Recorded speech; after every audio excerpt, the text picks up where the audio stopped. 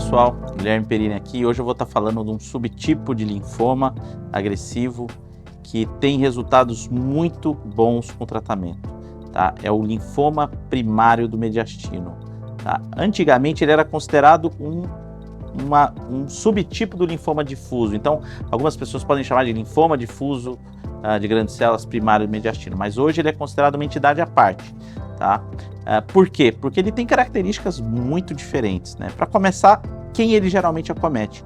Geralmente acomete pacientes mais jovens, em torno ali da sua quarta década de vida, 25 a 45 anos de idade, e tem uma predileção pegar um pouquinho mais de mulher do que homem. E a característica principal dele é o acometimento do mediastino, daí o nome dele. E o que é esse mediastino? Mediastino é o espaço que a gente tem no peito, onde a gente tem entre o coração e os pulmões, né? Então a gente tem os dois pulmões e o coração embaixo, e esse espaço que fica acima é chamado de mediastino. Esse é um espaço virtual, na verdade, né? Então geralmente ele está ocupado por vasos como artéria, veias, o timo, traqueia e tudo mais. Mas ele é um espaço que, caso ele seja ocupado, ele aceita grandes massas, tá? Por que eu falo isso? Porque é muito comum o paciente com linfoma primário mediastino chegar com um volume de doença muito grande, uma massa de 10 centímetros, 12 centímetros, eu já vi massas até de 25 centímetros, tá? E isso obviamente não tem nada a ver com a curabilidade desses pacientes. O linfoma primário do mediastino, ele tem características morfológicas, ou seja, quando o patologista está vendo a biópsia, e até mesmo moleculares, geralmente que podem se confundir com o linfoma de Hodgkin.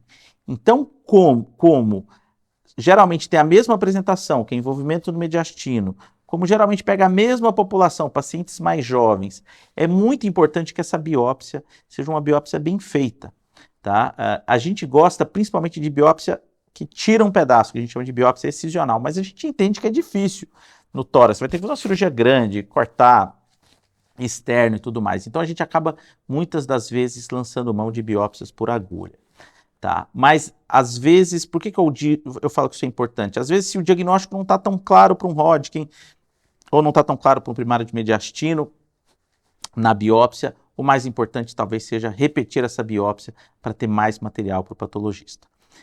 Feito o diagnóstico primário de mediastino, geralmente ele está localizado exclusivamente no mediastino, mas ele pode ter um envolvimento em outros locais. E aqui ele é bem diferente de outros tipos de linfoma, porque ele geralmente não vai pegar tanto linfonodo, ele pode ter envolvimento de órgãos. Então, o paciente pode ter nódulo renal, nódulo em suprarrenal, envolvimento hepático, envolvimento no pâncreas.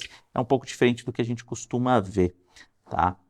Isso não muda a curabilidade da doença, tá? O linfoma primário de mediastino hoje é dos tipos de linfoma mais curáveis que a gente tem, tá? Geralmente, como que a gente tratava esses pacientes? A gente tratava com algum esquema de quimioterapia com radioterapia. Então, no passado era muito comum a gente fazer R-CHOP com radioterapia.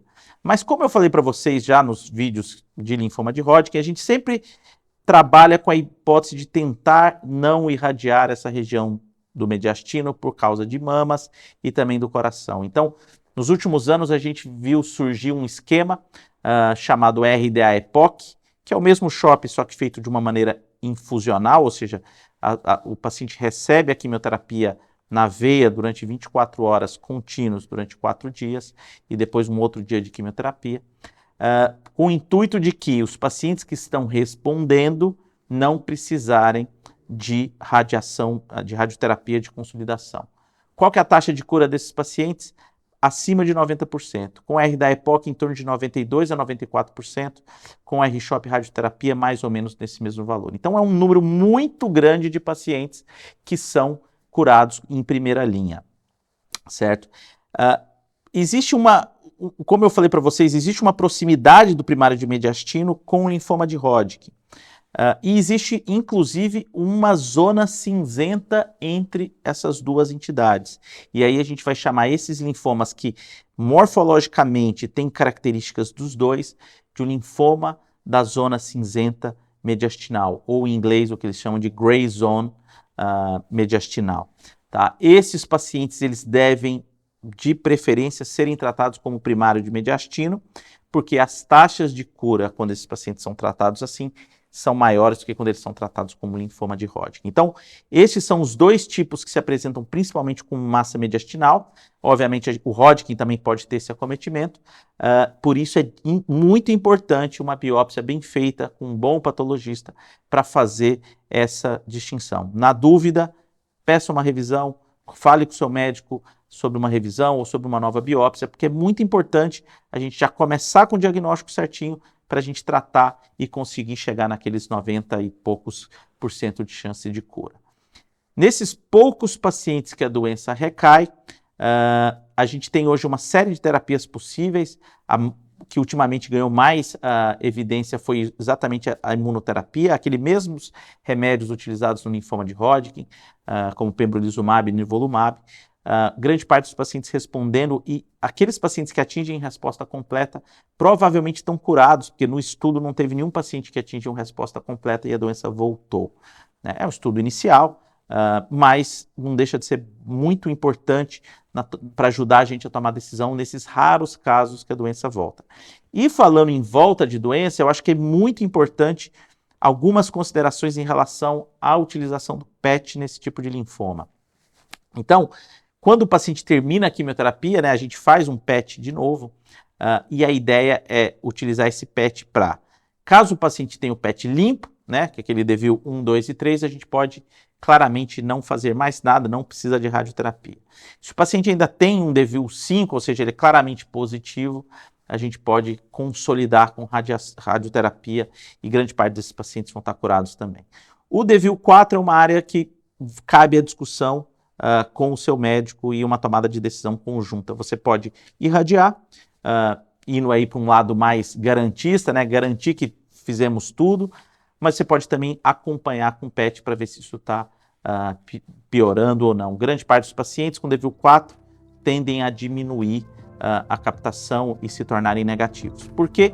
Porque nessa região, muito ligada ao linfoma, tem uma estrutura que a gente chama de timo, que é um órgão linfóide que depois de quimioterapia ele pode captar um pouco mais, então ele pode atrapalhar um pouco na interpretação do PET. A vantagem é que, mesmo com várias possibilidades, a chance de cura desse tipo de linfoma é muito alta e cabe muito isso de conversar com o seu médico e tomar uma decisão compartilhada, de incluir ou não radioterapia, de seguir com o PET mais de perto, enfim, tem várias possibilidades que podem ser tomadas nesse caminho. A melhor pessoa para tomar essa decisão, obviamente, é você em conjunto com o seu médico.